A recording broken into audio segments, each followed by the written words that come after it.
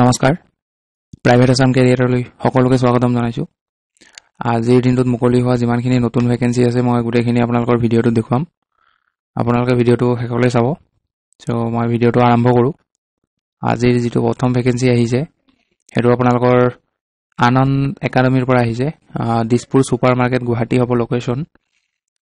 walk in interview হ'ব আপোনালোকে যাব লাগিব ফেব্ৰুৱাৰীৰ 4 তাৰিখে যাব 4 তাৰিখে ইন্টাৰভিউ হ'ব আৰু টাইম টু দিয়া আছে আপোনালোকৰ ৰাতিপুৱা 10:30 বজাৰ পৰা ইন্টাৰভিউ ষ্টাৰ্ট হ'ব আৰু প্ৰথম যেটো পোষ্ট মুকলি হৈছে প্ৰিন্সিপালৰ পোষ্ট হয় এটা পোষ্ট আছে ইয়াতে কোৱালিফিকেশন গ্ৰেজুৱেচন থাকিলে হ'ল আৰ্টস সায়েন্স কমাৰ্চ যিকোনো ষ্ট্ৰীমত গ্ৰেজুৱেচন থাকিলে হ'ব আৰু লগতে আপোনালোকৰ বিএড লাগিব আৰু প্ৰিন্সিপাল পোষ্ট হয় যেহেতু 10 বছৰ আপোনালোকৰ টিচিং এক্সপেৰিয়েন্স লাগিব আৰু 5 বছৰ আপোনালোকৰ এডমিনিষ্ট্ৰেচনত এক্সপেৰিয়েন্স থাকিব লাগিব আৰু এজ হ'ব লাগিব আপোনালোকৰ 55 to 62 years হ'ব লাগিব 2 নম্বৰ যেটো পোষ্ট মুকলি হৈছে এটো হ'ল আপোনালোকৰ এসিস্ট্যান্ট টিচাৰ সায়েন্সৰ কাৰণে হয় এটা পোষ্ট আছে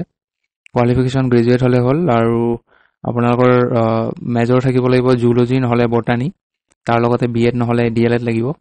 আৰু এজ লিমিট দিয়া আছে 22 ইয়াৰ্ছৰ পৰা 40 ইয়াৰ্ছৰ লৈকে 3 নম্বৰ পোষ্ট হৈছে আপোনালোকৰ অফিস এসিস্ট্যান্ট এটা পোষ্ট আছে ইয়াতে গ্ৰেজুৱেচন থাকিলে হ'ল আৰ্টস সায়েন্স কমাৰ্চ আৰু তাৰ লগতে আপোনালোকৰ 1 ইয়াৰৰ কম্পিউটাৰ ডিপ্লোমা লাগিব পিজিডিসিএ নহলে এডিসিএ এজ লিমিট দিয়া আছে 22 ইয়াৰ্ছৰ পৰা 40 ইয়াৰ্ছৰ লৈকে আপোনালোকৰ ইয়াতে আৰু এটা বস্তু মই কৈ দিও এইটো জব এপ্লাই কৰিব হলে আপোনালোকে 4 তাৰিখে ৰাতিপুৱা 10:30 বজাত স্কুলখন একাডেমীখনত গৈ 200 টকা এটা ৰেজিষ্ট্ৰেচন ফিজ দিব লাগিব ইয়াত দিয়া আছে সব candidates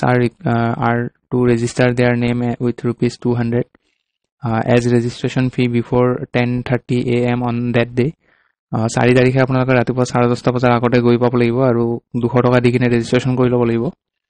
আৰু আপোনালোকৰ যদি এক্সপেৰিয়েন্স থাকে কাৰোবাৰ তেতিয়া হলে আগতে তেওঁলোকক প্ৰিফাৰেন্স দিব ইয়াত দিয়া আছে আৰু আপোনালোকক কোনো ধৰণৰ ডিএটিএ প্ৰভাইড নকৰে তেওঁলোকে সো এটো আছিল আজিৰ প্ৰথম জব আজি 2 নম্বৰ যেটো ভ্যাকেন্সি হেতু হল আপোনালোকৰ পিৰামাল কনজিউমাৰ প্ৰডাক্টছৰ পৰা আহিছে যেটো পোষ্ট মুকলি হৈছে হেতু হল area sales officer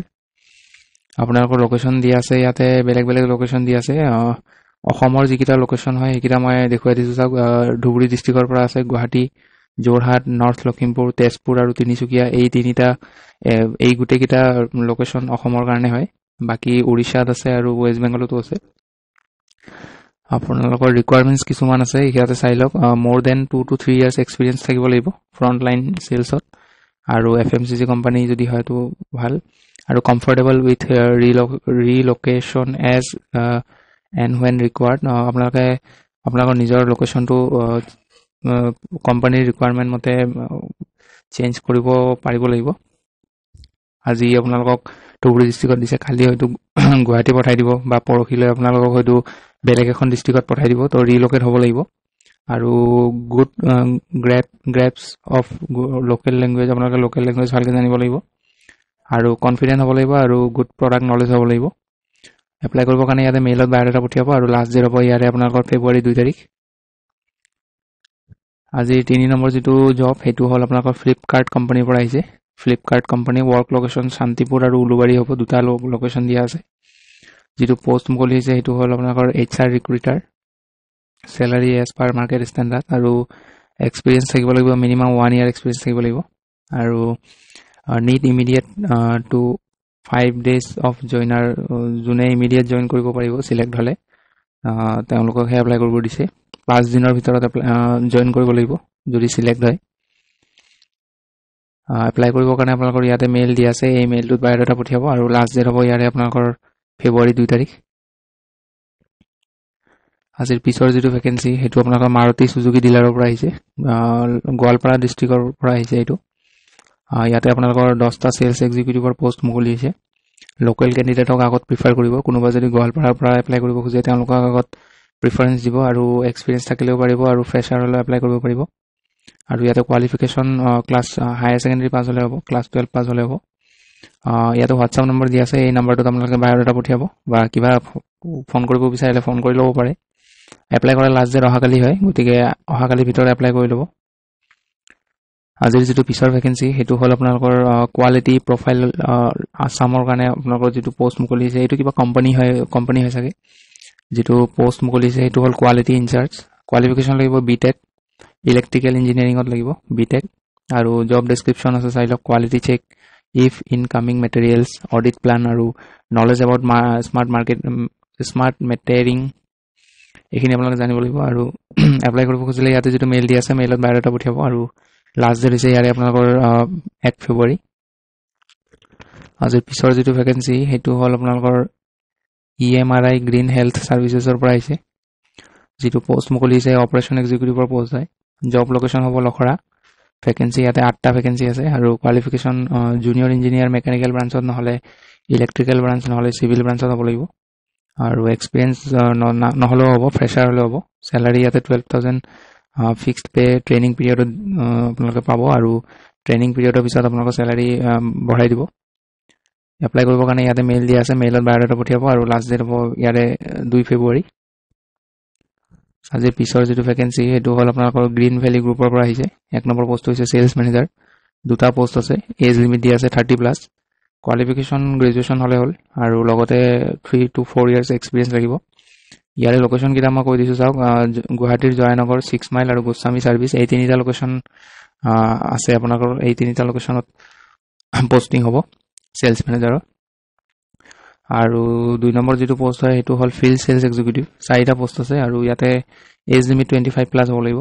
qualification higher secondary pass হ'লে হ'ল লোকেশ্যন ইয়াত আপোনালোকৰ 1 ইয়াৰ এক্সপিৰিয়েঞ্চ লাগিব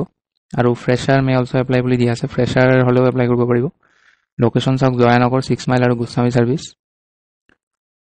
এপ্লাই কৰিবৰ কাৰণে ইয়াতে মেইল দি আছে এই মেইলটো চাওক এই মেইলটোত আপোনালোকে বায়'ডাটা পঠিয়াব আৰু লাষ্ট ডেট হৈছে ইয়াৰে আপোনালোকৰ ফেব্ৰুৱাৰী 5 তাৰিখ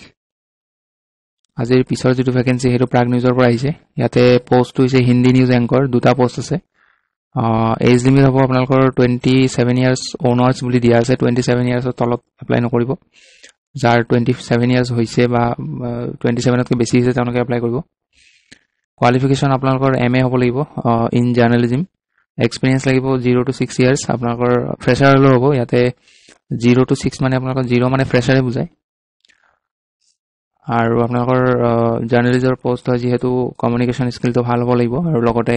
হিন্দী ফ্লুৱেণ্ট হ'ব লাগিব হিন্দী নিউজ এংকৰ যিহেতু হিন্দী ভালকৈ জানিব লাগিব লগতে হিন্দীৰ লগতে আপোনালোকৰ ইংলিছ আৰু আছামিজো জানিব লাগিব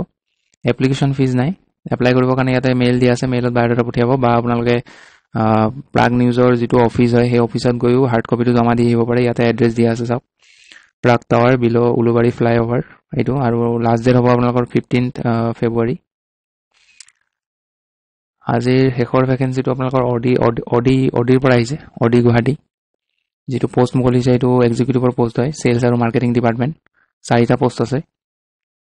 ৰিকুৱাৰমেণ্ট চাওক কি আছে গুড কমিউনিকেশ্যন স্কিলৰ লগতে প্লিজেণ্ট পাৰ্চনেলিটি লাগিব আৰু প্ৰিফাৰেবলি শুড হেভ ড্ৰাইভিং লাইচেঞ্চ থাকিব লাগিব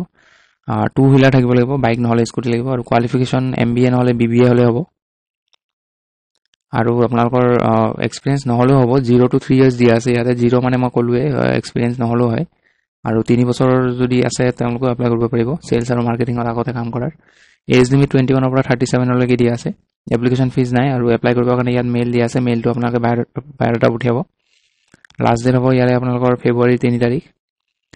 চ' আজিৰ ভেকেঞ্চি এইখিনিয়ে আছিলে গোটেইখিনি ভেকেঞ্চি মই আপোনালোকক দেখুৱালোঁ চ' ভিডিঅ'টো যদি ভাল পায় লাইক এটা কৰি দিব আৰু জব আপডেটসমূহ সদায় পাই থাকিবলৈ চেনেলটো ছাবস্ক্ৰাইব কৰি ল'ব চ' আজিলৈ এইখিনি আছিলে ধন্যবাদ